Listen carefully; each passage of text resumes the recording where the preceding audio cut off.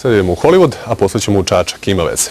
Hollywoodski scenaristi zapretili su štrajkom prvi put u posljednjih 20 godina jer sa producentima nisu uspeli da se dogovore o obnovi ugovora o radu zbog nesuglasica oko podjele prihoda ostvarenih uz pomoć novih tehnologija. Scenaristi traže veći deo od prodaje DVD diskova i internet prihoda. Pera dole, moto je najavljenog štrajka koji će stupiti na snagu u ponedeljak, ukoliko predstavnici sindikata filmskih i TV scenarista ne uspeju da postignu dogovor sa producentima o obnovi ugovora, koji je istekao juče. Prve žrtve biće kasni talk show programi koji se oslanjaju na dnevne aktuelne teme i događaje i koji će najverovatnije morati da budu skinuti s programa. Ukoliko scenaristi istraju u svojim namerama, američke TV stanice uskoro će emitovati samo reprize i reality show programe. Popustili smo 1985. kada smo kompanijama dali ustupke kod kućnog videa, a oni su obećali da će nam vratiti kad se biznis razvije. Biznis se razvio, ali oni ne vraćaju i nećemo ponovo da nasednemo. Tražimo samo da nam se prihod od DVD-a koji košta $15 poveća sa 4 na 8 centi. To je krajnje razumno. Želim da se taj nesporazum reši što pre. Ja samo hoću da snimam filmove. Filmska produkcija za sada nije ugrožena jer većina studija ima na desetine scenarija u rezervi. Rezervni TV programi mogu da potraju do početka naredne godine.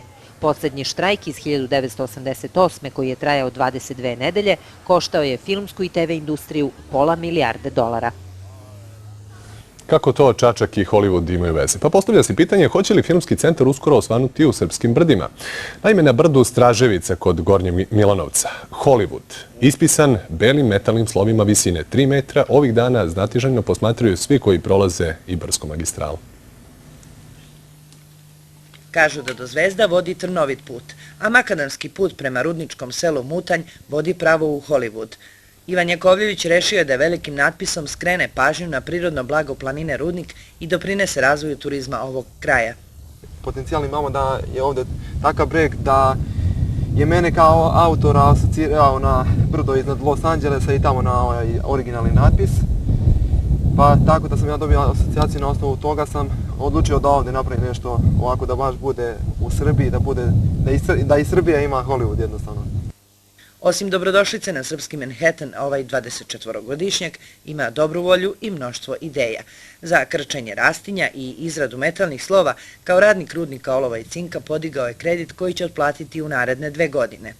Mnogi su pričali kao što to radiš, kao zašto ne uzmeš sebi automobil.